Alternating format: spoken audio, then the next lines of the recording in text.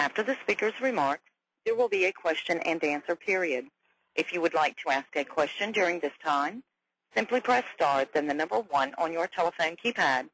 If you would like to withdraw your question, press the pound key. Thank you.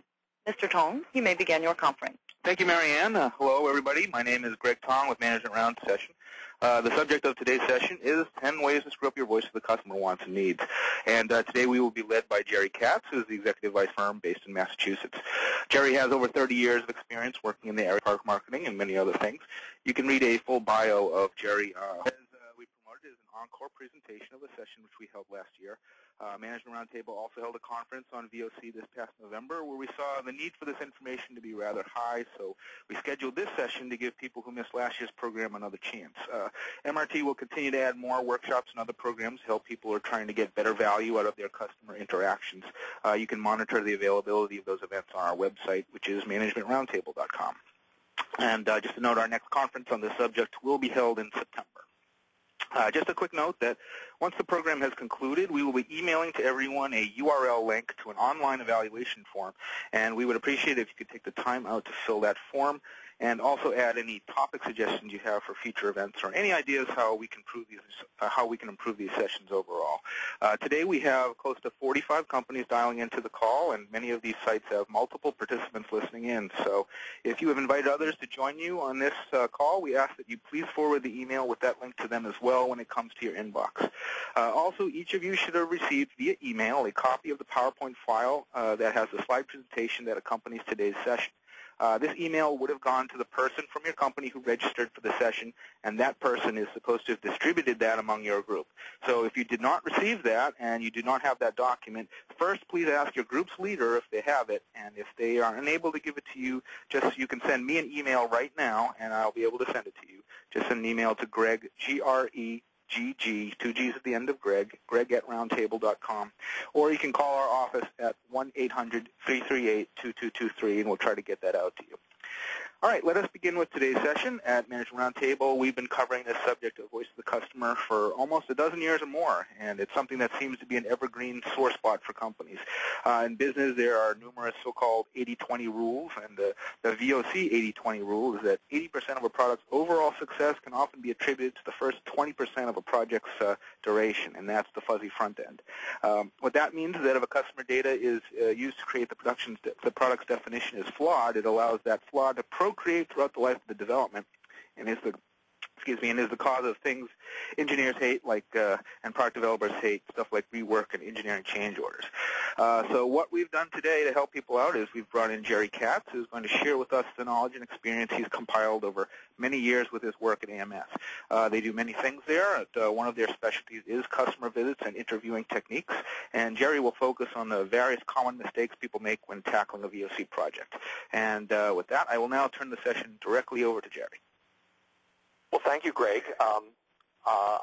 I enjoyed your introduction. It's certainly true that those mistakes that are made early on usually do come around to bite you in the rear later on. I've been engaged in voice of the customer work myself for the past 13 and a half years. I want to say right at the outset here that I've probably tried every technique that's ever been put forward. I've had both successes and failures with every technique. And one thing I'm certain of is that there is no one right way to do voice of the customer. But that said, I've certainly stepped in a lot of the little traps and pitfalls along the way. And what this talk is going to be about is not what I think you should do, but more what you shouldn't do. And so with that, why don't you go on to the second slide. The first thing that you'll see is that after I gave the talk a title of 10 ways to screw up your voice of the customer, I actually thought of 2 more. So we're really going to have 12 ways to screw up your customer. As I said, these are the pitfalls and the traps that people seem to step into. Some of these I've seen with my clients. Some of them are my own mistakes. The one thing I am convinced of, though, is that all of these are errors of naivete, not stupidity. That is, these were people that I think went into it with the best of intentions and good thinking, but just sort of didn't understand these little issues. Let's go on to slide number 3 now and begin with the 12 traps. The first trap I call going to the A-list. What I have found with my clients is that many times, as soon as someone says, hey, we got to do a voice of the customer, the first remark is, okay, let's go out and talk to some of our customers. And what inevitably happens is that they go to their favorite, best-known, largest, most important customers, the good old A-list or the key accounts. Now, I think this is a tremendous trap because what I've found over the years is that you learn a lot more from your non-customers than from your customers. That is your ex-customers, your competitors' customers. Those are the people that probably have a lot more to tell you that's of value than your best customers. Let me read a little quote from the book. If you go to slide 4, a wonderful book on this subject is by Ed McQuarrie. It's called Customer Visits. And on page 83, he has a wonderful little quote here. A particularly subtle trap comes through concentrating one's visits on so-called national accounts, A-list customers, or very large customers. The rationale, of course, is that these people account for a substantial fraction of your sales. But why is this so?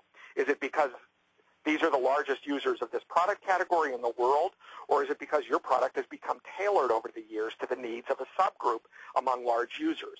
Might there also be large users who are small customers of yours because your product is not quite right for them? If so, then the most rapid expansion of sales might come from visiting and learning from customers who aren't buying very much from you today. I have found that that is absolutely the case. What I advise people, before I go on to that, one of the most automatic questions you ought to be asking yourself is, so who's the customer? In many consumer products, that's a pretty straightforward question. But in most B2B categories, it's actually very complex. There are usually multiple types of customers who share in the decision-making. There are users and choosers and influencers. For instance, in the world of medical devices sold into hospitals, you might have to gather a voice from physicians, nurses, laboratory technologists, laboratory directors, hospital purchasing managers, and so on and so forth. It's usually not trivial. And what I advise is, rather than asking yourself who to visit, start off by saying what types of people do we need to visit, and really design a sample before you ever put names on any of those types. Let's go on to trap number 2. I think trap number 2 is letting the sales force pick the customers for you. Now, let me say that I was a sales manager for 5 years, and I love salespeople, but salespeople are a different breed. And if any of you are listening out there, please don't take that with offense. What usually happens is someone in the company who is working on voice of the customer calls the sales force and say, could you give us some names of some customers to visit? What happens? Well, go on to slide number 6. They usually absolutely freak out. And the reason for that, they actually have good reason for freaking out. The issue is that salespeople are taught a concept called account control. They're told that they're the conductor of this massive orchestra called an account, and they're responsible for everything that goes on in that account. And so they really worry about anything that they don't have the ability to orchestrate. And so the kinds of things I hear, what they're really thinking are, you techie nerds don't know how to talk to our customers. You'll screw up the deal we're about to close. You'll open Pandora's box. You'll create new and unrealistic expectations that we can never fulfill. And worst of all, you'll find out that I'm actually doing a lousy job with this account. The salespeople are always a little worried that you're looking at them rather than trying to understand customer wants and needs. Now, none of this is true. The account never gets ruined, but that's what they're thinking. And so if you go on to slide 7, what my experience is that if you ask the sales force for the names of people to interview, what you'll end up with is probably your happiest customers, your most satisfied customers, and as McQuarrie says, those for whom your current products are already a very good fit. What you need to talk to are your most unhappy customers, your ex-customers, and your competitors' customers. That is, those for whom your competitors' products are a very good fit. And so going on to slide number 8, what I always suggest is don't ask the sales force for their help in determining who to visit. Now, the salespeople should be part of the team. They should be involved in interviewing just like everyone else, but they shouldn't be allowed to actually pick the people you go to visit. And when they participate in interviews, my advice is they should only be interviewing other people's customers, not their own, because their relationship with that account is defined around a different set of principles. That is, they're used to going into sales mode, and that's not what voice of the customer is about. So my advice is don't ask the sales force, go around them. I used to have a colleague by the name of Michael Thoma who had a wonderful quote, which is, "It is easier to seek forgiveness than permission." If you ask permission to go visit their accounts, you're only going to hear no more often than yes. At least that's been my experience. Let's go on to trap number 3. Now, this is the one place where I actually differ a little bit from Ed McQuarrie, even though I think virtually everything else in his book is really right on. I think that there is an assumption that the idea of a team-to-team customer site visit is the only way to do voice of the customer. Not only is it not the only way, I'm not even sure it's the best way. The issue is that it becomes quite costly and quite expensive to do these. It involves lots of traveling, lots of time. You usually end up with too few customer visits, and they tend to only happen with the large, mature, long-standing relationship types of customers that are easy to get into. Furthermore, my experience is that often when it's our team sitting down with your team, it sometimes becomes confused with one of those annual account reviews where the customer assumes that this is an opportunity to express their gripes, to pound on the table for certain product fixes, etc. And again, that's not what voice of the customer is really about. Let's talk about some of the pros and cons. Let's go to slide number 10. Now, there are 2 ways that you can talk to customers. You can talk to them in groups or individually. And when I say one-on-one there, it often is actually carried out as a 2-on-1. That is, one person asking the questions and a second person as an observer and note-taker. There's some clear pluses and minuses to group interviewing. The advantages, of course, and by group interviewing it feels a lot like a focus group. There's the old group dynamic concept where one member's comment tends to trigger comments from other members, and that certainly happens. Secondly, if what you're trying to do is count noses, it takes a lot less time because a group interview is usually anywhere from 5 to 10 people in the room, and over the course of 1 to 2 hours, you can claim that you gathered the voice of 5 to 10 people. I'll come back to that because that's actually not entirely true. And finally, if you've ever observed a focus group, the truth is it's actually very entertaining and a lot of fun because there's a little bit of surreptitious listening or listening in while not being known to be listening in. But there's some disadvantages to group interviewing. First of all, and these are well-known problems in focus group discussions, 1 or 2 people often dominate the discussion, and other people can't get a word in edgewise. Secondly, there's limited airtime for each participant. Even though you might have 10 people in the room, if you've got 120 minutes of discussion, that means that on average each person only gets to talk for 10 minutes. The third problem is referred to as the groupthink problem because people like to be agreeable in a group discussion. Sometimes people who disagree just sort of jump on the bandwagon if someone speaks up first and expresses a strong opinion, and they refer to that as groupthink. And then the opposite problem is what is referred to as the free rider problem, where several of the people in the room never open their mouths, but they're sort of along for the ride. Let's go on to the next slide. The pluses and minuses of one-on-one interviewing. Well, the advantages are first that each respondent really gets 30 to 60 minutes of airtime. Secondly, you get more data generated per respondent than you would in a group discussion. And finally, as a practical matter, it's usually easier to coordinate scheduling because instead of saying you have to show up Tuesday afternoon at 4 o'clock or Tuesday evening at 7 o'clock, you can give people some leeway as to when they want to schedule their interview during the day. The disadvantages, of course, is that a one-on-one interview is actually far more difficult and a lot more work for the interviewer or moderator. And as you'll see, it takes a lot more time to analyze the data. Going on to slide 12, the famous Voice of the Customer paper by Abby Griffin and John Hauser. Abby, a well-known professor now at the University of Illinois, was a doctoral student of John Hauser's at MIT back in the late 80s. And her doctoral dissertation turned into this very famous journal paper called The Voice of the Customer. And they actually examined group versus one-on-one interviewing empirically. Let's go on to the next slide now. What they concluded in that research was that one-on-ones usually work out better than group interviewing, at least for voice of the customer interviewing. Now, that's not any kind of an indictment of focus groups, but just for this application, they advise individual interviews. And what they did was they did a large number of both focus groups and one-on-one interviews, created a universe of needs for that, and then their analysis was if we randomly select N focus groups or N one-on-one interviews, what percentage of all the needs will we have heard?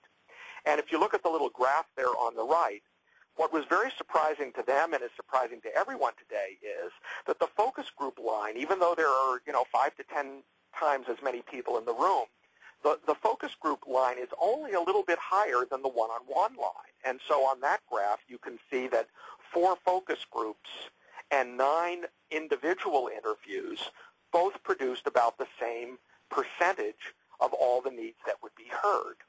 And that was a little over 80%. But keep in mind, 4 focus groups is going to involve probably 30 to 40 people versus 9 people. And so their conclusion, going back to the left there, is that an hour of interviewing in either setting yields fairly similar results. They also felt that the focus groups turned out to be no more creative than the individual interviews, and it was certainly more cost-effective to do interviewing individually. So for all of those reasons and several others, we recommend individual interviews for voice of the customer applications. Okay, that's the end of the third of my 12 traps, and we're going to stop now for a few minutes of question and answer. At this time, I would like to remind everyone, if you would like to ask a question, press star, then the number 1 on your telephone keypad. We'll pause for just a moment to compile the Q&A roster.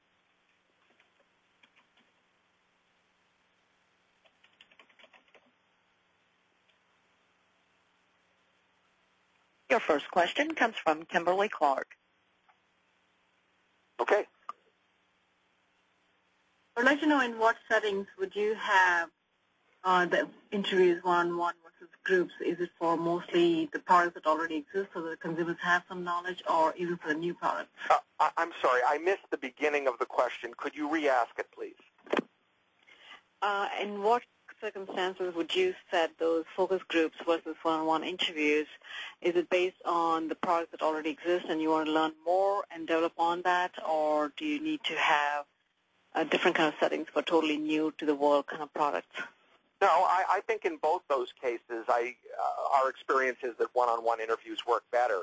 Where I prefer focus group interviewing is where what you're really searching for is consensus. So, for instance, I like focus groups for concept evaluation once you've actually come up with a concept for your new product. That's why they work well in political research, because they're looking for big themes that resonate with lots of people. The goal in a voice of the customer interview is to go off on tangents and hear new needs, because interestingly, frequency of mention of a particular need actually doesn't correlate very well with the importance of the need. So we're really not counting how many times we hear a need expressed. We'll do that prioritization in the second part of voice of the customer, the quantitative part. Here what we want to do is go off on tangents and hear as many unique needs as possible. And so that's why one-on-ones in either of those cases, new-to-the-world products or existing categories, that's why one-on-ones tend to work better. Next question. Your next question comes from UOP. Hi, Jerry. I'm Mehta Sanus, UOP. My question to you is, when you're exploring the market, you're looking for platforms, and you don't have a specific product that you're after. Which would be better, focus group or one-on-one interviews? Again, I think one-on-ones work better than groups, whether you already have a platform in mind or not. Although you are touching on something interesting, a question, I'm going to answer a slightly different question. A common question that I'm asked is, do you have to do a voice of the customer on every new product? And the answer, thankfully, is no, because it's a large effort. What we often suggest is a VOC belongs with maybe a new platform, but not each variation off of that theme. Okay? Next. At this time, your next question comes from KCI. When you're doing focus groups, you usually have oftentimes you'll have a professional moderator running those groups. When you're doing individual interviews, do you recommend having those done by a professional moderator also, or by a corporate person? Well, again, I don't think there's any one-size-fits-all answer to that, and I'm obviously somewhat biased because we do it in both ways. That is, some of our clients hire us to train them to do interviews, and some hire us to do the interviews for them. We're happy to work in either mode. I think, again, there are pluses and minuses to each. Clearly, even under the best of training, people who have lots of experience at it still do it a bit better, but there's a strong case to be made for the product development team itself being out there in the field and experiencing what customers have to say.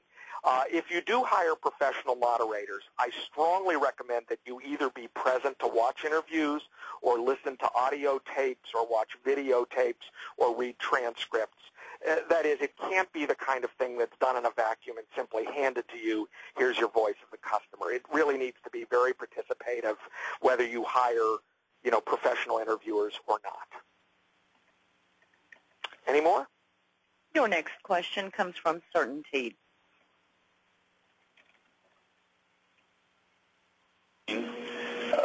I'm sorry, I missed the beginning. Please start again. On slide number 13, the graph shows that everything flattens out after about 7 or 8 interviews. Is there a law of diminishing returns after 10 or 12? Do you virtually not gain any additional insight? Very good question, and the answer is yes. Another one of the big surprises here is even using one-on-one interviews, what Griffin and Hauser concluded was that 30 one-on-one interviews really generally produce just shy of 100%. That is, it asymptotically approaches 100%, but of course you'll never hit 100%. But 30 one-on-one interviews produce just about 100% of the needs. 20 one-on-one interviews produce about 90% of the needs. And as few as 10 interviews produce 70% of the needs. Now, that is, one qualification is that that's in a very homogeneous kind of category without a lot of segmentation. But even when there is a good deal of segmentation, we rarely go over 30 to 40 interviews, one-on-one interviews in any of our studies, and you really do feel that sense of diminishing returns as you get up there. My own experience is after I've done 5 to 10 of these, I'm hearing a lot of the same stuff over and over again and not hearing that much new. Now, those low numbers are always surprising to people because if we all took statistics, we all know that you need at least groups of 30 to be able to do significance testing. Remember, this is qualitative research. There's no such thing as a significance test here. So you can sort of toss that part out the window and save that for the quantitative part. Okay, shall we go back into the material? Greg? Yeah, why don't we continue in the interest of time? Okay. By the way, if there are lots of questions when we're done, I'll be happy to stay on the line a little longer past 2:30, but I want to try to do our best to get through all of the material by 2:30. Let's continue on slide 14 now and talk about trap number 4. Now, this one's going to be a little bit controversial. I call trap number 4 relying on ethnography alone. Ethnography is all the rage now. Everyone is talking about it. The term we use to describe it is contextual observation or contextual inquiry. And there are clearly some tremendous advantages to doing it. But I think it's not the right technique. It's not the right technique to be used 100% of the time in every study or for all of the interviews. It also goes by a few other names, by the way. The Japanese have a word gemba, and there's an expression going to the gemba which refers to the place where the user and the product meet. It's kind of a symbolic meeting place. And the ethnography always has sort of touchy-feely overtones. The little picture there, by the way, refers to a conference presentation I saw a few years ago at a PDMA conference on long-lasting lipstick. And they clearly felt that they learned some things from watching women apply lipstick that they would never have heard had they simply done interviews. So this is not a put-down of ethnography, but it does raise the general question of on-site interviewing versus central location interviewing. And let's go on now to slide number 15. Again, there are some clear pluses and minuses. If you go on-site, the advantages are that you get to see the product in action, that you get to understand the environment in which the product is used. And then one thing that I think is sometimes overlooked is that there's a little side benefit, and it's a wonderful PR type of benefit. Customers are usually very flattered that you care and that you came out to talk to them, not to try to sell them something for a change.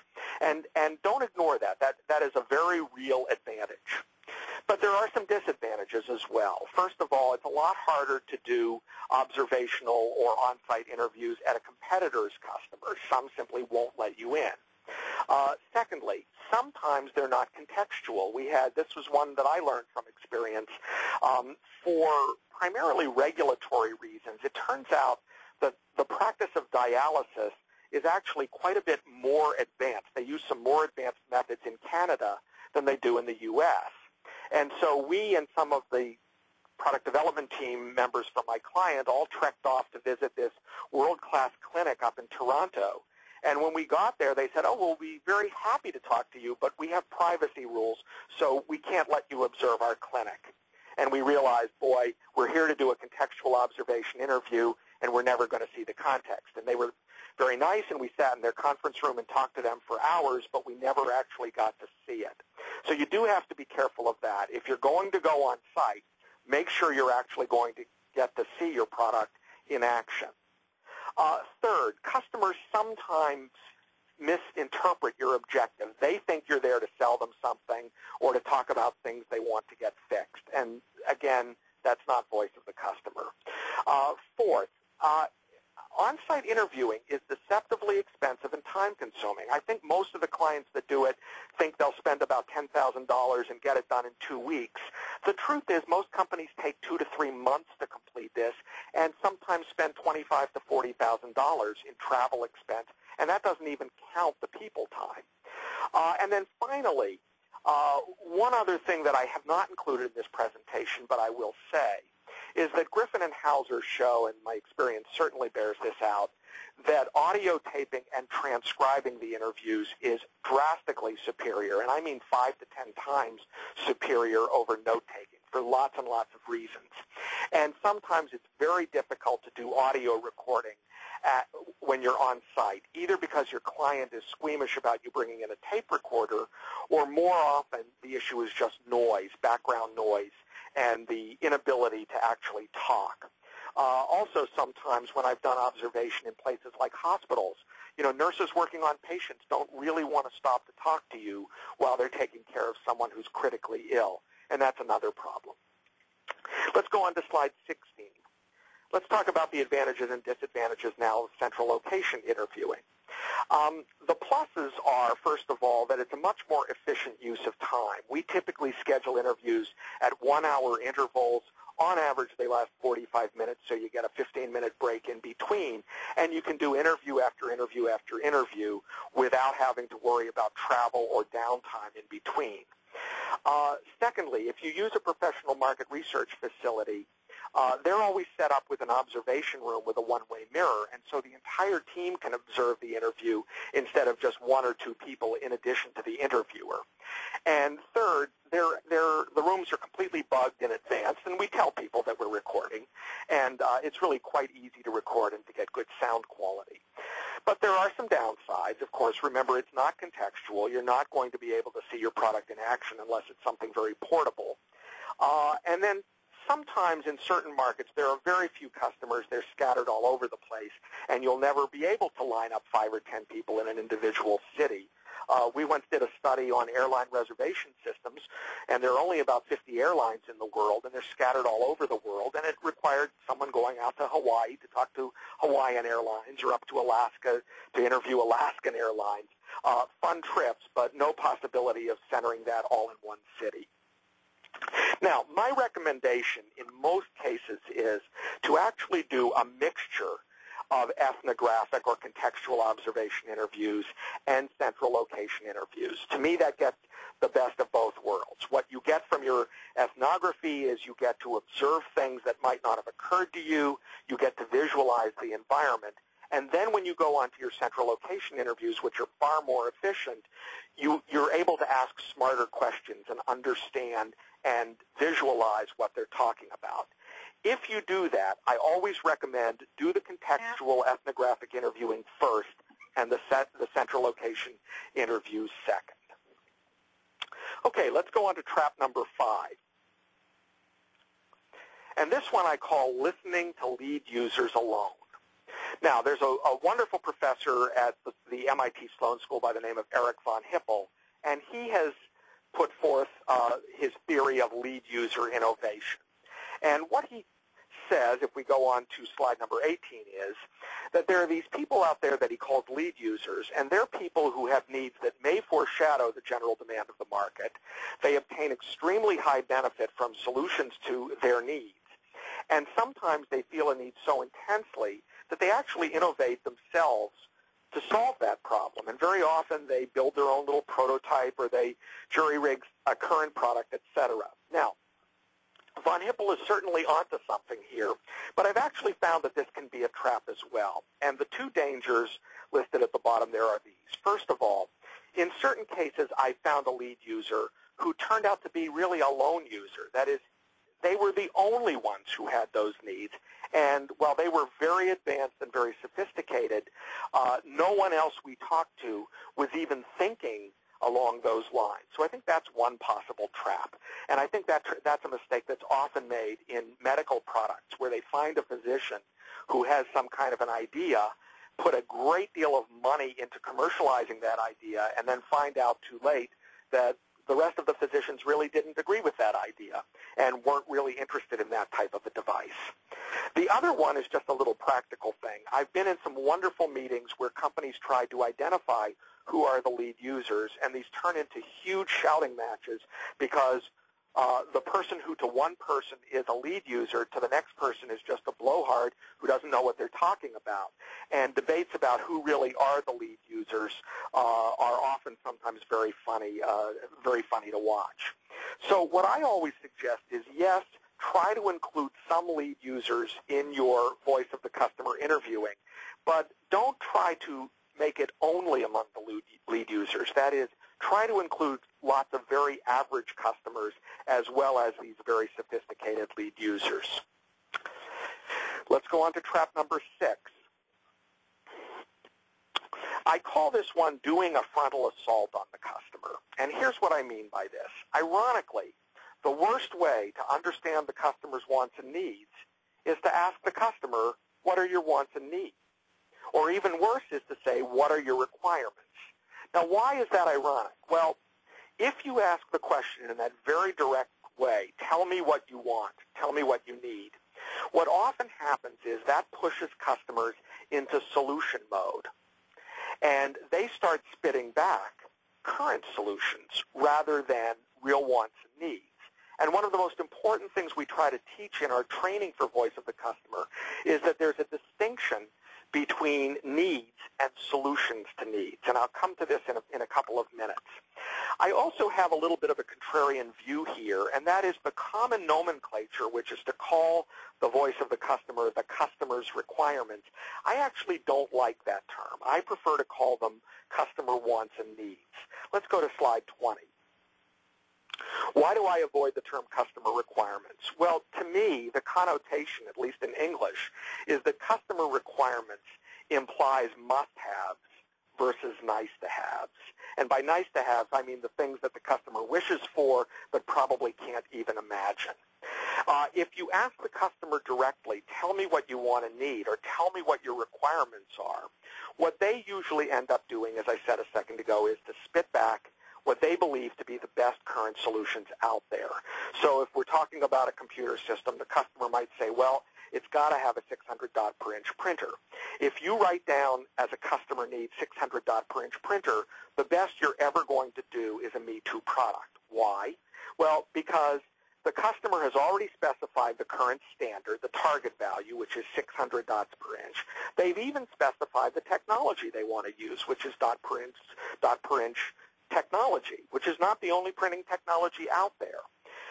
If you were to go on and ask the customer why they thought 600 dot per inch printer would be a good thing to have, they might go on to say things like, well, I want really crisp, clear printing, or I want to make sure that when I blow it up on my PowerPoint screen, I don't get those little jaggy lines on the diagonals. Those are needs. But 600 dot per inch printer is just a good current solution to those needs. And someone's going to come up with a better one, and that one won't be a Me Too product.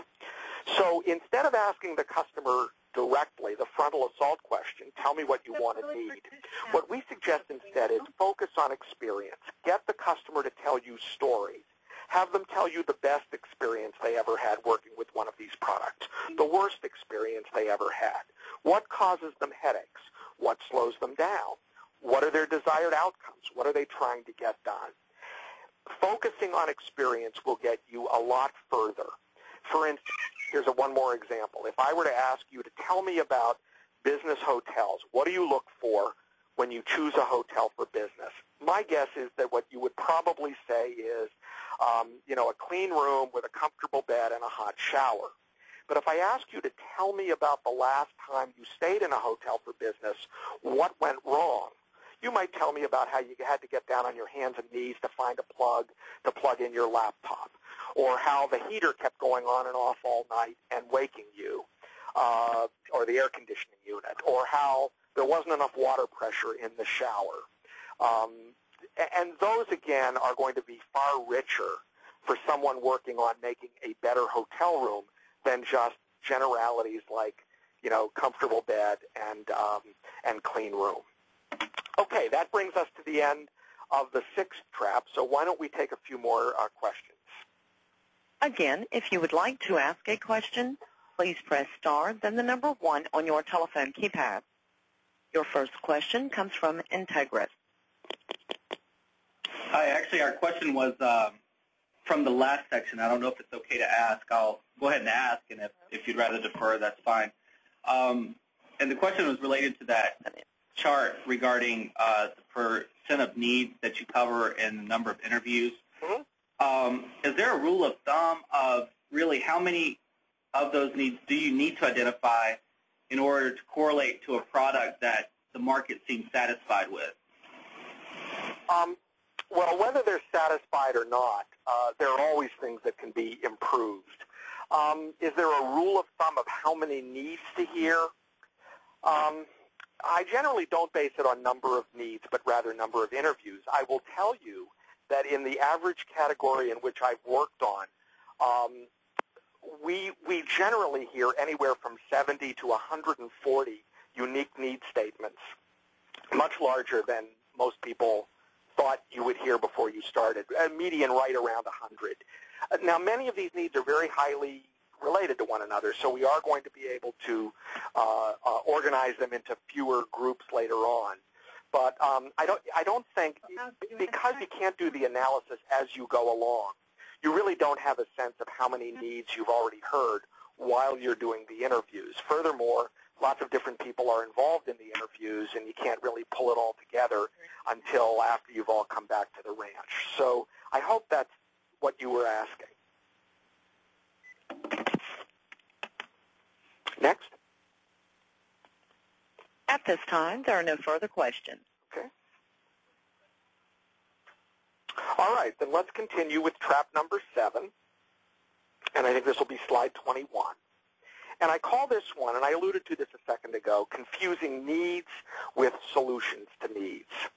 Now, the next few charts actually make use of the parlance of QFD, or quality function deployment, which makes this distinction very, very clear.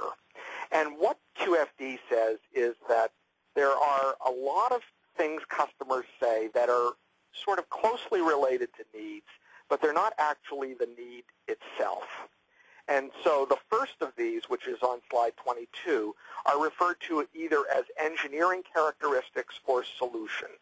And I have three examples here. One is some kind of a device to keep your coffee hot.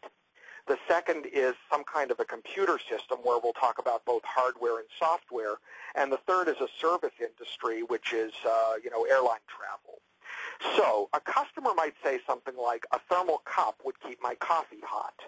Now, thermal cup is not really a need. It's a solution to a need. It's what this person thinks might be a good solution. And again, just like the case I talked about a second ago, it's today's technology.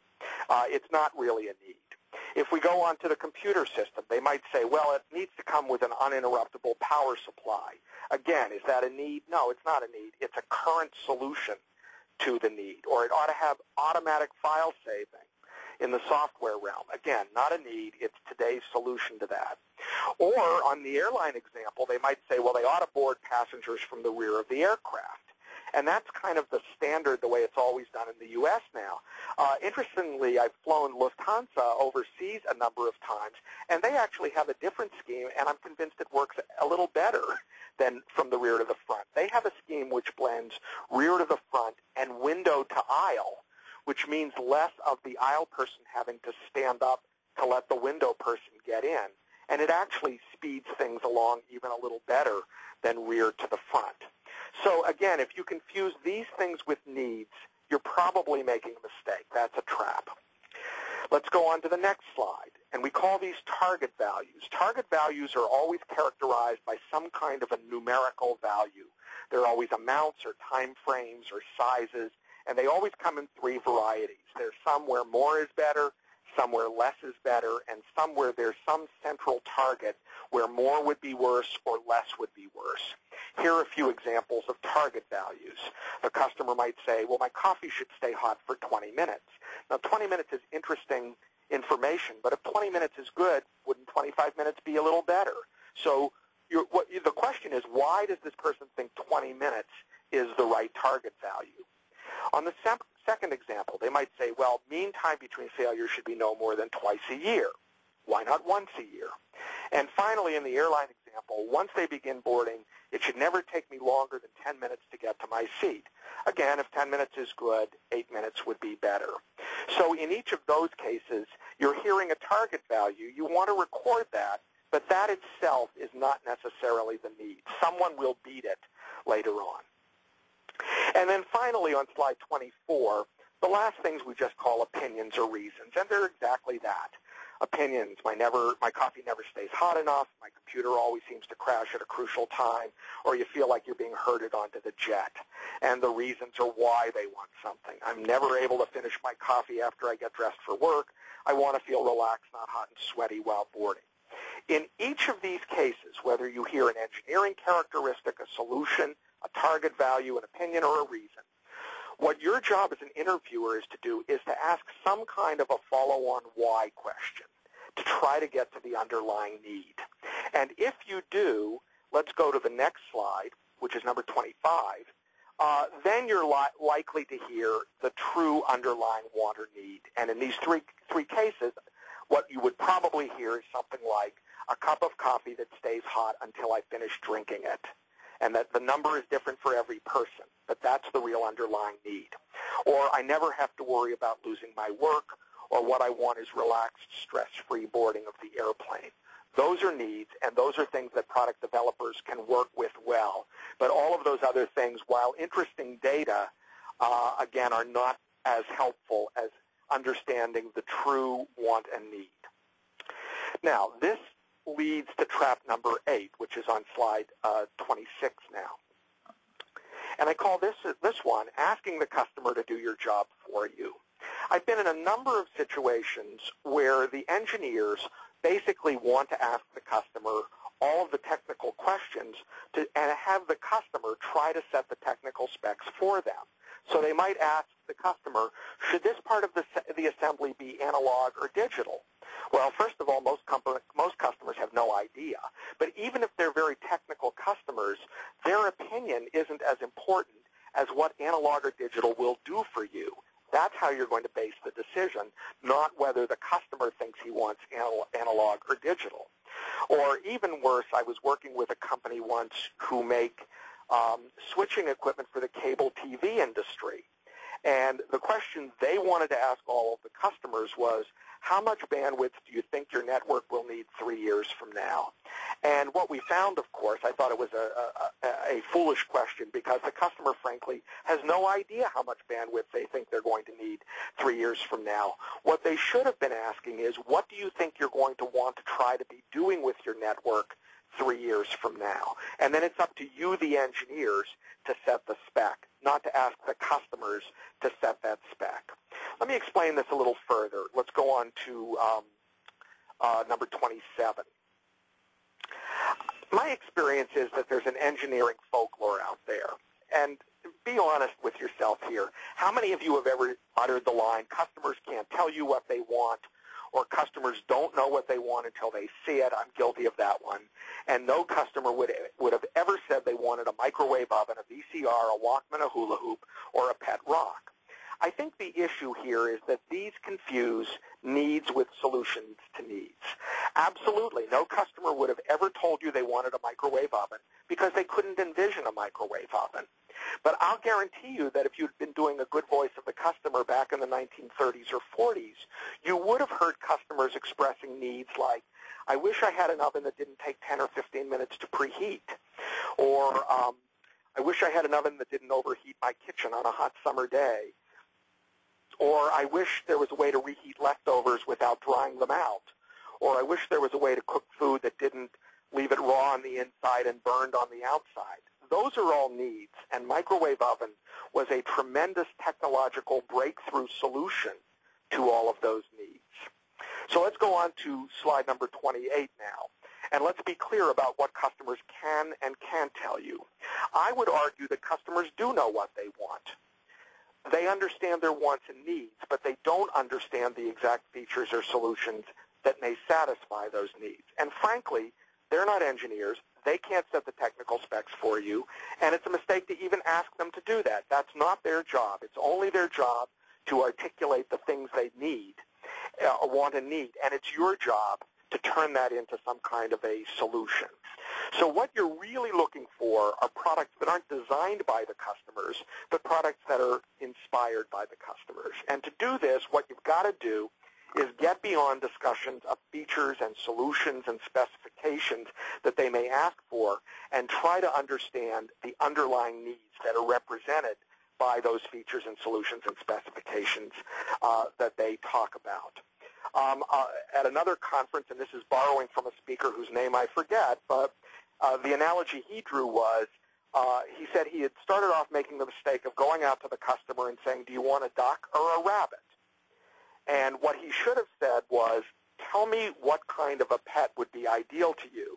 And if the customer came back and said, well, I want it to be soft, I want it to be something that stays put, and something that's quiet, maybe what he really needed was a guinea pig, not a duck or a rabbit. I thought that's actually a very clever analogy there. All right, let's go on to trap number 9. This one is thinking that once you've done all of the interviews that you're all done. And unfortunately, that's not the truth. The interviewing is actually the part that most companies say is the fun part. After that comes some parts that are just as important but aren't nearly as much fun. Let's go to slide 30, a quick lesson here in the world of market research.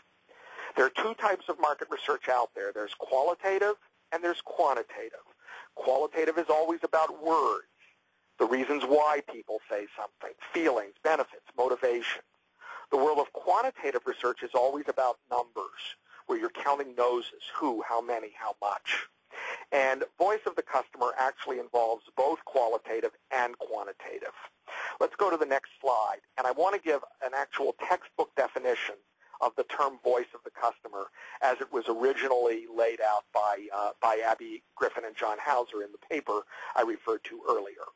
They define voice of the customer with 4 statements. First, a complete set of customer wants and needs. And as I said to you, complete is often in the neighborhood of 100. Secondly, it's important that the needs be expressed in the customer's own language and that you don't prematurely translate needs into industry speak or customer speak, because very often you lose the meaning when you do that. I had a wonderful example with this airline client where the customers kept talking about how much they hated the process of getting on and off the plane, and they kept using the words herded like cattle. And someone from the airline turned that into a need statement, which was orderly emplaning and deplaning of the passengers. And we thought that that was fairly comical because I don't think the word emplaning exists.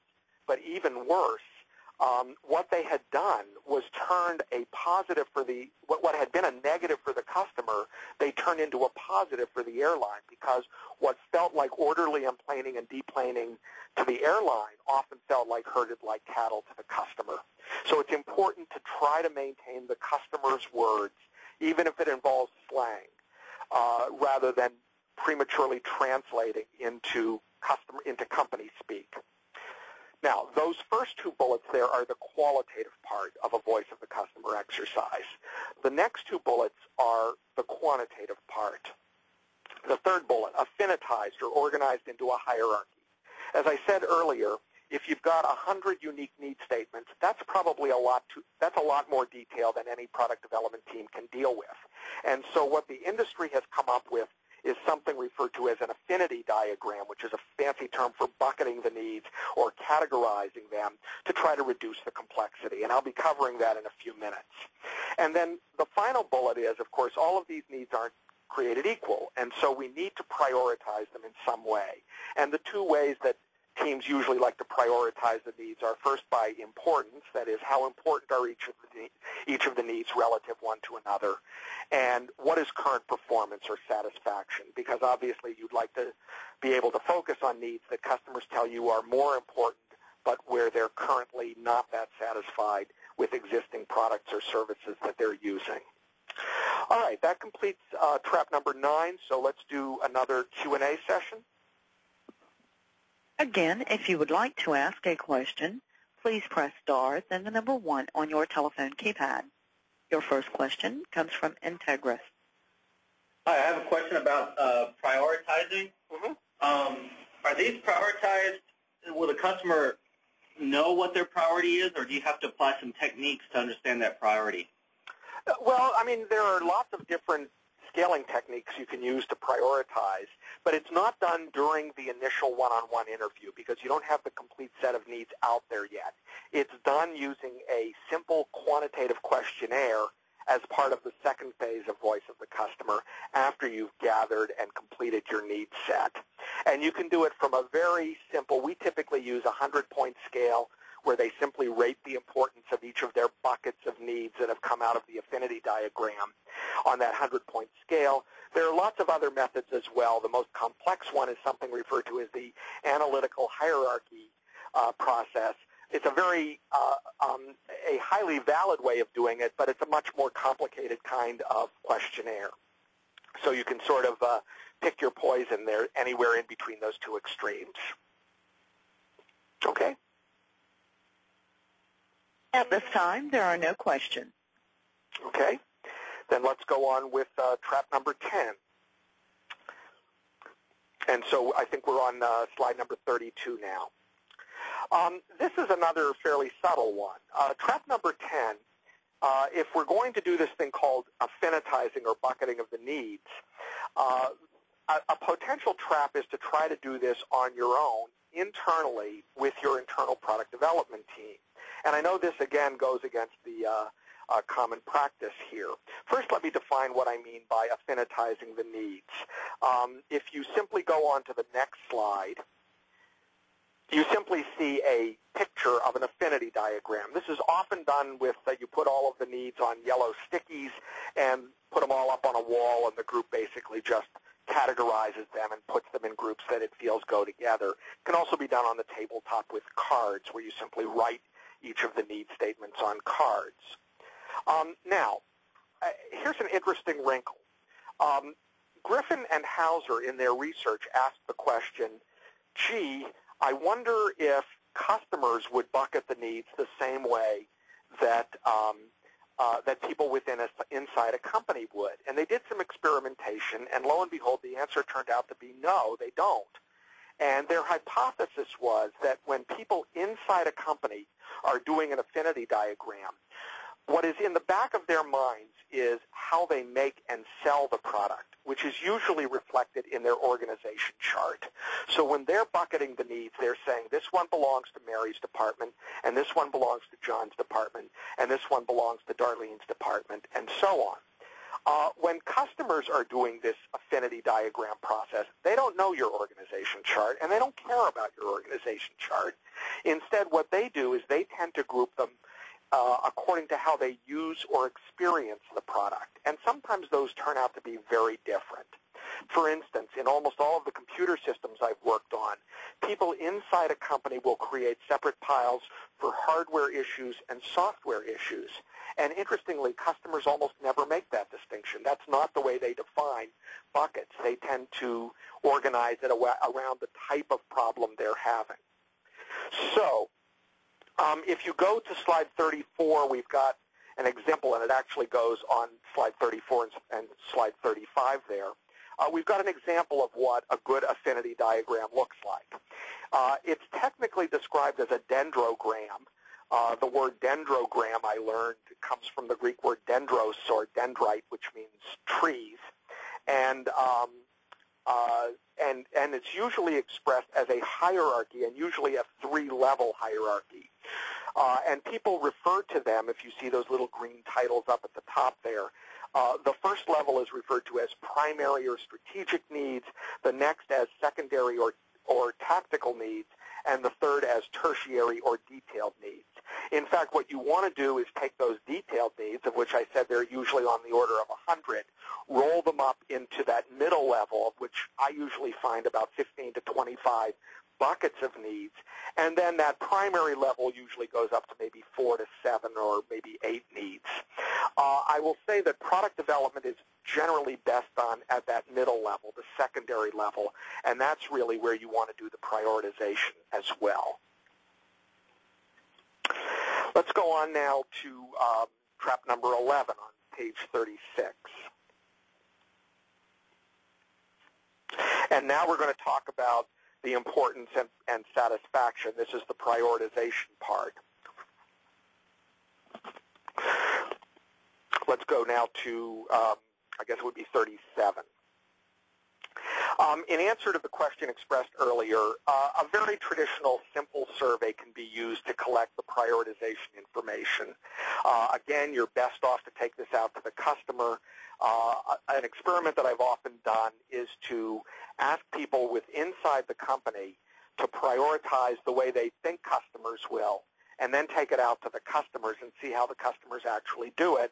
And I can tell you it's actually a very safe bet that they're going to be drastically different. My experience is that the things you think are most important are usually tremendously at odds with what the customers will come back and tell you is most important. And so like the affinity diagram, we would advocate that you definitely do this with customers. It's quite easy to do. You simply take those 15 to 25 secondary needs bundles and you create a little survey in which you ask maybe 50 to 100 people. You don't need tremendous sample sizes to do this, although this is quantitative research now, so you're going to need more than you did with the one-on-one interviews. And you conduct a very simple survey that usually takes no more than about 10 minutes per person to complete. What's in the questionnaire? Well, you ask them to rate the importance of each bundle. You then ask them to rate their satisfaction level or performance on each of the bundles with whatever their current product is. If possible, you might want to ask them to rate competitive products if they've had experience with them as well, so that you can do some comparison. And then maybe an overall satisfaction question is another nice thing to do because you can do some more advanced analysis with that. And then you always want to ask some classification questions as well. In the case of consumer products, it's usually demographics, age, marital status, educational level, income. In the case of B2B product, it's usually some kind of classification information like company size or industry or what your role is. Are you a physician or a nurse or a purchasing manager?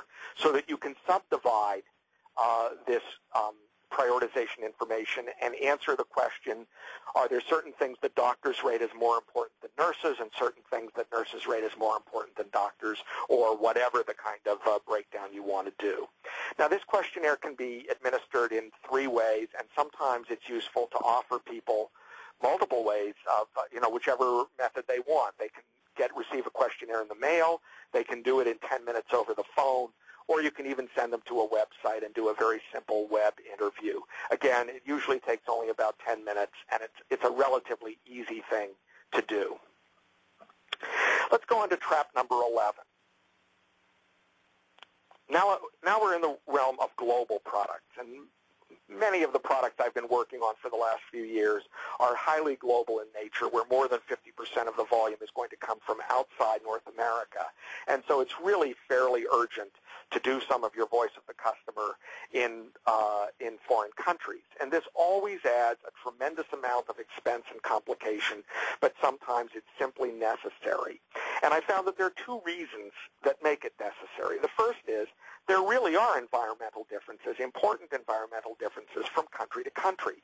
In the work I've done in medical products, I've found that, the medicine is always the same, but because of the regulatory environment or the reimbursement system, there are drastically different needs that get weighted quite differently from country to country. There are also very important cultural differences I've found from country to country. I found that in English-speaking Canada, they hate the smell of bleach cleaning products, but in French Canada, they like them. They equate the bleach smell with disinfection and better cleaning. In Germany, I've always found on anything I've done that recycling is a very important cultural norm, and recycling and environmental friendliness are far more important in Germany than anywhere in North America and, frankly, in many other parts of the world. I've also found that in Japan, they tend to like to buy things, consumer products at least, in smaller sizes because they don't drive their car to the supermarket. They often walk, and they have to transport their groceries home on foot. And so they want smaller sizes that are easier to transport. These are real cultural differences from country to country, and you're not going to learn that stuff unless you go out there and do some of your VOC elsewhere. The second reason is actually a little more Machiavellian, and that is my experience is, and I know you'll relate to this out there, that there's a lot of internal politics in global companies. There's always this statement from the foreign subsidiaries that that'll never work here, we're different. The product that came out of the home office, that's never going to work here. Our country is different. And one of the other important reasons to do your voice of the customer in foreign countries is simply to be able to say to them, we know it's different. We did some of our voice of the customer here. We're taking your unique needs into account. Even if they turn out not to be different, it will certainly grease the skids as you go forward and relieve some of this skepticism that always happens between foreign subsidiaries and the home office. And by the way, it goes both ways. That is, we Americans are just as skeptical about products that come out of a home office in Japan or Germany or Italy or something like that. Let's go on to trap number 12. And I call this one picking the wrong technical specifications and process metrics. Now, this is really the piece that happens after you've completed gathering your voice of the customer. And here we're going to be talking a little bit about the QFD approach to product development. The issue is, and I know that those of you out there who are engineers are going to relate to this issue, the problem is that the customer usually doesn't talk in technical language that's going to help you. The customer usually speaks in softer consumer language. So the customer might say something like, well, it's got to have a powerful computer. Well, if you're the person designing the chip in a computer, powerful doesn't help you that much because you're faced with the problem of translating that into some kind of a technical specification that you can measure and that you can design against so that you can say, here are 2 alternative chip designs, and I think this one is going to be viewed as more powerful by the customer than this one. So you've got to translate powerful into some kind of a technical spec. And so you might translate it, and the two that are conventionally used in chip design are clock speed measured in megahertz or RAM. And presumably, if you build a chip with more megahertz or more RAM, the customer will say, yeah, that's a more powerful computer. But again, the customer isn't going to tell you, I need a chip of umpty-ump megahertz or umpty-ump RAM. They're just not that, they just don't do that very often. Now, if you're faced with picking these technical specifications like megahertz and RAM, and unless you really understand how the customer sees the word powerful and how they define it and what in the past has felt powerful and not powerful to them, you're kind of guessing when you choose those technical specs. And that's why a good voice of the customer is needed even before you go through this translation process into technical specs. And ironically, something that's been going on in chip design lately is that clock speed is actually falling out of favor as an important design specification. And I've been hearing this for years, and it's actually come to pass. The reason is that today's chips are so fast that we're almost never, ever constrained by raw processing speed, which is what clock speed is about, just how quickly can we process instructions. The real constraint today in chip design has to do with bandwidth. That is, how quickly can we get data around on our Ethernet, or how quickly can we get it up or down off the Internet. And it turns out that clock speed doesn't relate all that much. It's not the best way of capturing bandwidth issues. So, again, you're going to have to, if you just keep going with clock speed and RAM, you're probably outmoded today. But if you really talk to customers about how they define powerful, you're more likely to hear these bandwidth issues and choose a better metric. The second example is from a real case I had a number of years ago when we were working on the design of a new cubicle. This is an office furniture company. And the need that we heard from customers was, gives me the maximum amount of desk space to work on. Now, the obvious translation of that into a technical spec would simply be the surface area of the desk, the length times width of the work surface. But in discussing this, one of the engineers made the observation, well, it's really not that simple, because I've got a computer over here, I've got an in-basket back there, I've got a big phone over here, I keep a tape dispenser and a stapler over there. And so they decided to make their technical spec that they would use to design the surface area of the desk minus the average footprint of a typical computer, in-basket, telephone, etc. And what that led to was ways of getting all of those footprints off the desk, because that was a way of increasing the amount of desk space the customer had to work on without having to expand length times width, which ran up against lots of other constraints like the number of cubicles they could fit into a given floor plan. So in each of those cases, what I think the point I'm trying to make is it's really important to understand how the customer defines each of these needs before you go into the process of choosing the technical spec or the process metric that you're going to use to actually design against. And you've got to think hard and be very creative about it, but keep focusing back on the real customer need. Okay, that's the end of Trap 12, so we have plenty of time for more questions if any of you have them. And then we'll have just a little conclusion. Once again, I would like to remind everyone, if you would like to ask a question, please press star, then the number 1 on your telephone keypad. Your first question comes from UOP.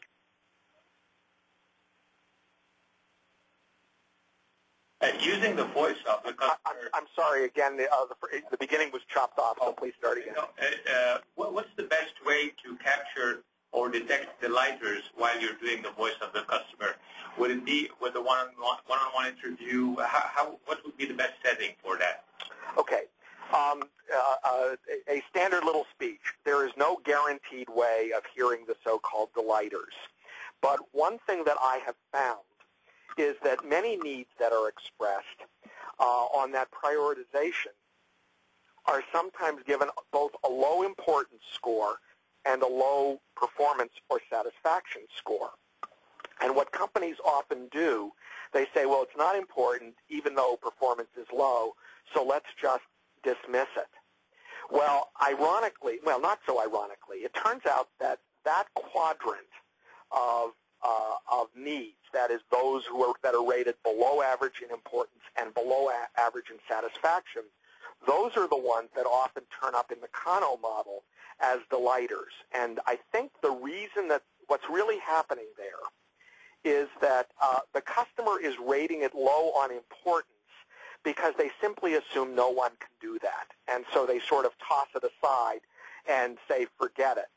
If someone, though, comes along and finds a way to solve that problem or increase performance, sometimes customers look up and say, wow, maybe that is important to me.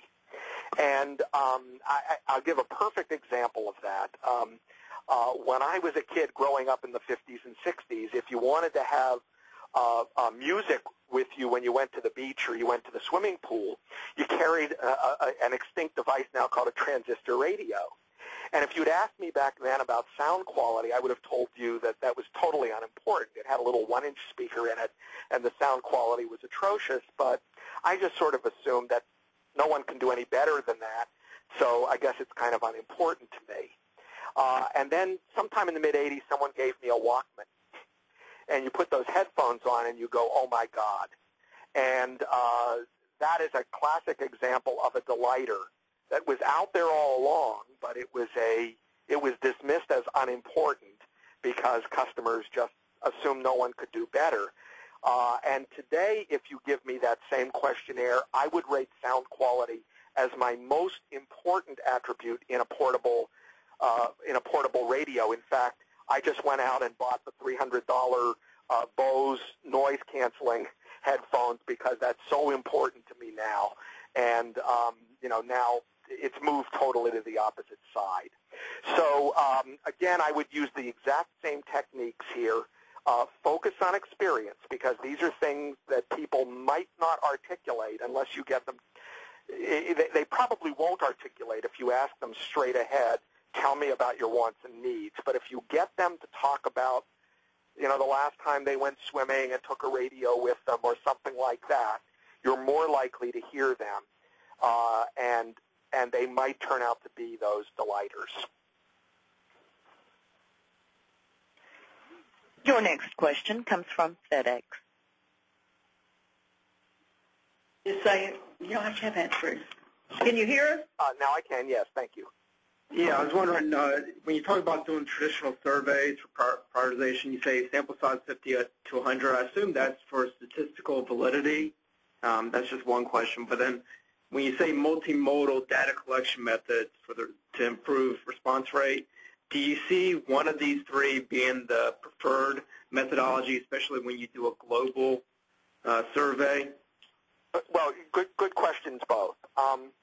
It depends entirely on the category. First of all, if you're in a consumer study, like at FedEx, if you're talking to your end customers where you've got millions of them, yeah, you could probably do a survey with hundreds. And yes, the reason for choosing larger sample size is to be able to do significance testing between subgroups. So if you want to look at large customers versus small, or people in heavy industries versus service industries, or things like that. And obviously, the more, the better. But in a lot of B2B cases, the interviews are quite difficult to complete. Let's say you're talking to high net worth individuals. It's a heck of a job to line up, 100 people to submit to an interview there. So, yeah, I would say 50 to 100 usually works because then when you divide that into subgroups, you'll have at least 30 in each subgroup. Let's see, your second question, I'm sorry, if you could repeat it, please. For the multimodal data collection, the web, mail, and phone options, do you see one of those being the preferred method, especially when dealing with a global customer base? Well, no, there's no one that's preferred. Again, it depends on the nature of your study and your markets. By the way, one thing, if you're doing this globally, one thing that is very important is that you always do it in native language, even though it's expensive to do all the translation. That's another case that I learned through a terrible mistake. I was told that not to worry about doing some research in Hong Kong, that all physicians there speak English, and so we did the research in English, and the data came back making no sense at all. And we quickly concluded that we were dealing with semantics here. It wasn't their native language, and we should have gone to the expense of translating into Chinese. It really, when I say it depends on the category, you can't use the web unless, let's say, a large majority of your customers are always web literate, because otherwise you're going to get a very biased sample. So in some categories, you can't do the web. Mail only makes sense, like for an electric utility where everyone's a customer, where you could mail out 1,000 and know that you'll get back 200 or 300. That tends to be the most cost-effective way there. For a lot of B2B situations, telephone is probably the easiest. Once you find the right person, you just give them 10 minutes of questions and you're done. Or you say, can I call you back at 4 o'clock and we'll just rush through this thing. When we suggested multimodal, we've had a few situations where we let the customer decide, once they've agreed to participate, which of those three methods they would prefer. But again, I think you really have to think through what's going to be the most appropriate method for your particular market. Also, in global studies, there's a real etiquette from country to country. At least, I don't know if this is still true, but 10 years ago, telephone and mail were almost considered impolite in Japan. Face-to-face was considered the more polite way of doing interviewing. Now, my guess is that's progressed a bit since then. But there's a certain etiquette in every country about the way you do these things. And I would trust your people in each country to tell you what is the right way to do that. Thank you. Your next question comes from Certainty. Hello. Going back to track 10 that you had. Now, am I correct in understanding that you go out to your customers and you get the however many detailed descriptions that you're going to get from them, and you get that through the personal interviews, and then you're suggesting to go back to them and have all of the people that you had talked to prioritize those, or, I'm sorry, bundle to prioritize them. Am I correct in that understanding? You're close, but not exactly right. There are a couple of ways of getting the customer to do the affinity diagram. Probably the easiest and most practical is just to get maybe 2, 3, or 4 groups of customers to do it and then judgmentally merge it. So maybe you go back to, you can either maybe bring in, say 3 to 6 people in a certain city that you talk to, or go back to a customer where maybe you conducted 3 or 4 interviews and get them to sit in a room and do it. So you get small groups of customers to come together and do the bundling. The survey, though, the prioritization survey, though, no, that's done with a larger number of people, and it's done individually. And so they're actually sort of 2 separate steps. There is one more advanced way of doing that affinitization, and that is a method that Griffin and Hauser put forth, but it's probably a little too sophisticated for most companies. What you do is you get 50 or 75 people to do an affinity diagram individually, and then you use cluster analysis to merge all of those. That's clearly the best way to do it, but the way I described earlier of just getting a few small groups of customers to do it is probably a perfectly viable alternative to that. That's the way most of my clients. Hi there. Good afternoon. The question I have is, one of the earlier steps you cautioned against using your captive customer base as your only data points. The question is, what are the effective techniques you found to get audience with your competitors, customers, or your non-captive base? Well, you have a couple of alternatives. First of all, if you do hire an outsider, they do it blind. That is, they don't say who's sponsoring the study, and so they can get into almost anyone. If you're doing it yourself, you really can't do that. If you're a prestigious company like Motorola, and frankly, even if you're an unknown company, what I always suggest is pure honesty. That is, you tell them, I'm with a group of people. We're a product development team. We're working on our next generation product or service, and we're starting off trying to understand customer wants and needs. And we'd like to come and spend, 45 minutes or an hour with a few of your people talking about your future needs. Assure them that you're not there to sell them anything, and then stick to that. And in most cases, they really will talk to you. They're curious that they have input to the product development process. What you have to make sure is that nothing you do smacks of competitive intelligence, because the minute you send any kind of a signal that you're trying to figure out what the company they're doing business with is doing, they're going to shut down, immediately, and that's going to be the end of your interview. So what I usually suggest is simply, be honest about what you're trying to do. And one other thing is, don't assume that they're going to do this out of the goodness of their heart. We always recommend some kind of an incentive or a thank you gift for their time. And, they feel like they've earned it. They're helping you, and you're going to thank them. And, some companies will say no, but my experience is that most will be happy to let you in the door under that pretense. So, I'm sorry, not pretense, under those conditions. Sorry, wrong word there. Thank you. Your next question comes from Hill Brom. Yes, when discussing the prioritization of needs, we focused a lot on survey tools that talk about importance and satisfaction. However, in one of your responses, you mentioned the Kano study. Mm-hmm. Do you use both? Is one better than the other? Do you use them differently? Well, interesting. My own experience, or let's say my own beliefs here, I find the Kano model very interesting, but not all that useful. Mm-hmm.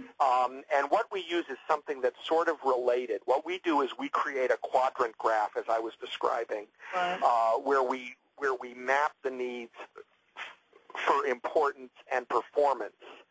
And we find that to be a more useful way. The trouble is that the Kano questionnaire is a very complicated questionnaire that takes a long time to administer. Mm-hmm. And so we've found preferable to do this very simple mapping of importance and performance. Really? And as I said, we often end up, what you're trying to do in the Kano model is to figure out the expected quality attributes and the so-called delighters. And this really accomplishes the same thing, but with a far simpler data collection set. Okay. And I don't in any way mean that as a put down of the Kano model. My experience is just it's really hard to parameterize. Right. Okay. Thanks. Your next question comes from UOP. Yes, my question is, what's your experience with regards to doing VOC by the company itself or through a marketing research firm, especially when you're dealing with new products in a high-tech area? Well, again, I think there are pluses and minuses, as I said earlier. The one thing that I do think you have to be careful of in highly technical matters is if you are going to hire professional market researchers to do the interviewing, you've got to make sure that you have people who are equal to the task. And what I mean by that, people who are technical enough to understand and become conversant with the technology. I've done all this stuff with physicians. Well, you can't send in a high school kid who you'd use for telephone interviewing to go interview surgeons. You've got to talk to highly educated people who are capable of understanding what it is that they do and learn all of the anatomy and the technical terminology. God, I had to do one with cardiac surgeons, and to get educated, not only did we read a lot and go to the kind of training that they give their own salespeople, they actually had us watch a day of open heart surgery. And after that process, we were able to conduct really credible interviews with these people. But again, I think if you're going to use outside professionals, if you're like in computer systems, make sure you have techie interviewers and that they become well educated before you start. That said, it's also good not to know too much. That is, if you have your own people do it, make sure they don't fall into the trap of not probing on questions because they think they're going to sound stupid, because they think they're expected to know the answer. I always say, play a little dumb. It's good to be just a little bit naive when you do these interviews, and don't be afraid to ask a question that you think you're supposed to know the answer to, because you'll be leaving needs on the table if you do that. Your next question comes from Integris. Hi, going back to the incentives topic, I'm curious, in your experience, what are the most effective types of incentives and how should they be administered and presented? Well, good question. If you're using an outside market researcher and it's unidentified, far and away, the best incentive is plain old cash. Now, it's hard to give people cash if you're going on site, but if you're bringing them to you, it's no problem at all to, in a consumer study, it's typically, $50 or $75, and in a B2B study, it's, anywhere from $100 for average business people up to $300 or $400 for, high net worth individuals or specialized physicians or something like that. If you're doing it yourself, what we usually suggest is some kind of a gift that will be viewed as valuable on that order to the customer. So I've seen companies that offer, this was kind of a guy category, but they offered a dozen golf balls. GE offered a selection of GE lighting merchandise worth about $50 to $100. If you want, you can make it a credit toward their next order. In consumer studies, I've done a book of movie coupons, movie theater tickets. Anything like that, but something that's truly valuable. I've seen, nice desk sets, pen and pencil sets. Something like that works very well. And let them know that you're going to be thanking them with a gift, because that's part of the incentive for getting them to talk to you. All right, I think we're approaching 2:30, so maybe we ought to cut off the questions and just do the two little wrap-up slides now. Is that okay, Greg? That's fine, and we can also take some additional questions afterwards. Okay, I just want to let those who need to go. Yep. If you simply go to slide 40, just in conclusion, I hope that what I've conveyed is that it's not as simple as it sounds. It's not just a matter of going out and talking to a few customers. I do suggest, and I know this is a little self-serving, but I think anyone who has done it would say the same thing. You do need a little bit of professional help, whether you're outsourcing or trying to do it yourself. If you're trying to do it yourself, you're going to need some training and coaching, at least for the first case or two. After that, most companies actually internalize it quite well, but you do need some early help to follow this process. Is it fast and easy? Well, not really. I mean, it definitely won't take you 2 months. It could take, some companies take as long as 9 months. I find that a good VOC typically takes anywhere from 2.5 to 4 months to execute. Is it inexpensive? Don't kid yourself. It's not just going to be $10,000 of out-of-pocket. Most of the speakers I've heard at conferences say that they spend $25,000 to $40,000 of out-of-pocket expense, not counting the people time. And if they outsource it, it's usually in the $75 to $100 or more $1,000 to do a good VOC. But is it worth it? Just about everyone I've ever talked to who has gone through this, both my clients and other people's clients, will tell you that it's definitely worth the pain. Okay, I thank you all for your listening and your participation. On the last slide, if any questions occur to you after we break up here, please feel free to email me at the address there. Some of the papers that I've talked about you can obtain through our website, and I think Greg will probably put them on the MRT website as well. They can be, some of them are in electronic form, and you can simply download them. Some of them, because we don't own the copyright, we can't make it available electronically, but you just check a box and give an address, and we'll mail it to you. Or you can email me to ask you for it as well. We'll be happy to provide those papers at no charge. Again, thank you all. You've asked a lot of great questions, and I'll be happy to stay on for another 5 or 10 or 15 minutes to answer additional questions if you'd like. Yeah, before we go to the question, just if you do have to leave to continue with your day, just remember that you'll be getting an email from us with a link to the evaluation forum. And again, please share that with everyone who's in your group. All right, why don't we take some more questions, Jerry? Your next question comes from R.W. Lyle. Yeah, hello. I wanted to go back to your trap 4, and it might also kind of go into trap 8 a little bit too, but when we were talking about the ethnography and doing the on-site versus a central location, if you're in the stage of your process where you don't have a concept, you don't have a prototype, you're actually trying to figure out what the needs of your customers are to do your ideation around, would that be the time then for the on-site so that, as someone said, your customer can tell you more about what they want than they can articulate? And I guess that goes to the whole point of observation. But would that be when you would recommend the on-site more than the central location, or does it not really matter? Well, you've actually raised a different issue. Don't confuse voice of the customer with a concept evaluation. Voice of the customer is ideally done at the very beginning of a new product development initiative. It should be done before you have concepts in mind. You shouldn't develop your concepts. That is, you shouldn't go into brainstorming or ideation until you've done your voice of the customer. So I guess the answer to your question is yes. I would do your ethnography or contextual observation and your one-on-one interviews before you have concepts. To do a concept evaluation, there really is no reason to go on site, because there you could do it, in person or by phone or bring them to you. There's really no reason in a concept evaluation to go back to where your product is actually being used, because you're talking about presenting some new ideas. Does that answer your question? Yeah, I think it does. Okay. Thank you.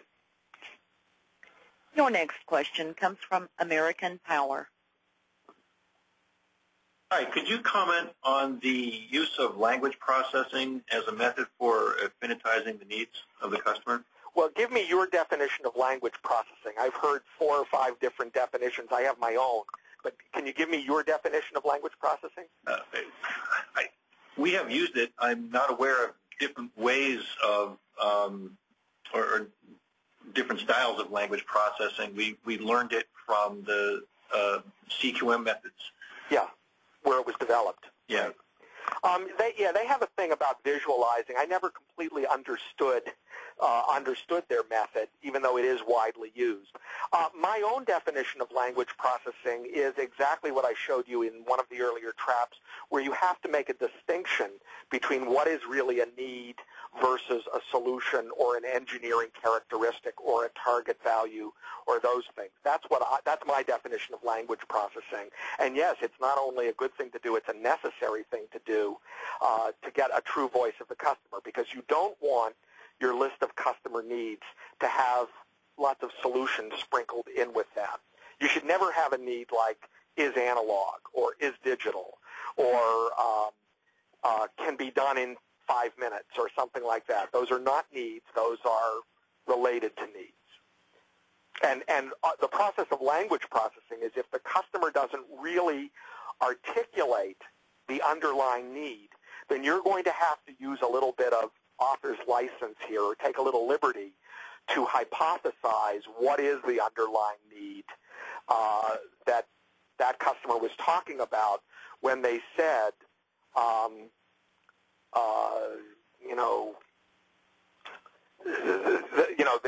the sheet metal at this part of the assembly should be no more than N microns thick.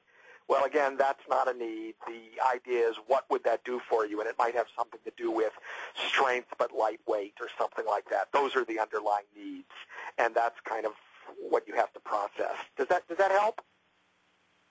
Yes, thank you. Okay. Your next question comes from UOP.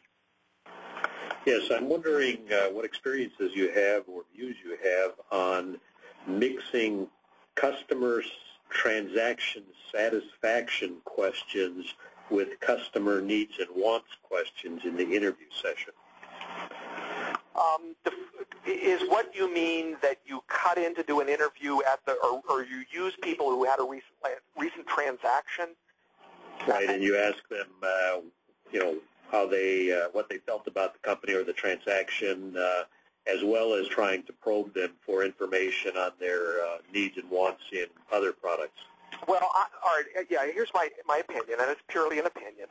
I think those people are an excellent source for voice of the customer interviews. That is, they had a recent transaction, so you know that they're in the market, you know they're interested, you know that they'll have something top of mind based on this experience they just had. But I don't think I would confuse it with a customer stat interview, which is a very quick quantitative thing. I think I would still separate the two. So that might be a great database from which to recruit people, but I would make it a separate interview at a separate time. It can be a week or two later where you bring them in or go to them or something like that. One other problem with what you just described, though, is that the fact that they just had a transaction means they're your customers. And remember that I tried to emphasize that you don't want 100% of your sample to be only your own customers. So I think you want to go beyond just those people who had a recent transaction with you. If it were off of a list of some retailer and you could get people who bought both your product and competitors' products, then that part goes away. Okay, thank you. Mm-hmm. Your next question comes from Rainbird. Okay, the question is this. Our products typically have quite a number of different customers. And what I mean by this is that the product may get specified by a designer. It will get sold by a sales channel, and it will be serviced by the sales channel. It will be installed by an installer, and then there will be the day-to-day user that is actually going to use our product on a continuing basis. But these are all really customers. Do you have any words of wisdom as to how to prioritize and affinitize their different needs? Yeah. All right. First of all, let me assume that what you're saying is you're going to include all of those different customer types in your voice of the customer. You certainly should. Don't make the mistake of only talking to your direct customer, unless all you're looking at are you're trying to get a VOC about sales processes. In what you described, I would probably include some interviews from all of those different kinds of people, anyone who needs to be satisfied by this new product. And what I usually suggest is start with the end user and work your way back until you reach a point where you say, well, this person signs the check, but they don't know anything about the product. They're not going to have anything useful to share with me. So that's sort of how you choose them. Now, when you're affinitizing, an obvious question is, gee, are these different types of roles going to affinitize differently? Well, if I come you, what do you mean? Usually it's more trouble than it's worth to create separate affinity diagrams. What usually happens is they'll affinitize in a similar way, but they'll prioritize differently. Dealing with multiple affinity diagrams is incredibly complicated, but dealing with a common affinity diagram and then separating things out with the prioritization data, that's very easy. That's a standard little statistical analysis you can do on Excel or SPSS or anything. And so I think my advice, unless you had real reason to believe that these are going to be drastically different affinity diagrams, I would try to come up with an overall bucketing, that is, use a common set of those 15 to 25 secondary needs bundles that I described on the affinity diagram, and gather lots of the importance and performance satisfaction data from all those different roles, and then subdivide and look for differences in prioritization. For instance, in that office furniture example I gave, they had common needs, but you saw all kinds of different prioritization. The end users were very focused on comfort. The space designers cared a lot about aesthetics. The facilities managers cared a lot about ease of assembly and breakdown because they're constantly moving cubes around. The IT people all cared a lot about the problem of running wires through the walls of these things. So they had very different prioritizations, but it was off of a common set of needs. Okay? Thanks. At this time, there are no further questions. Well, that brings us to a good natural end there, Jerry.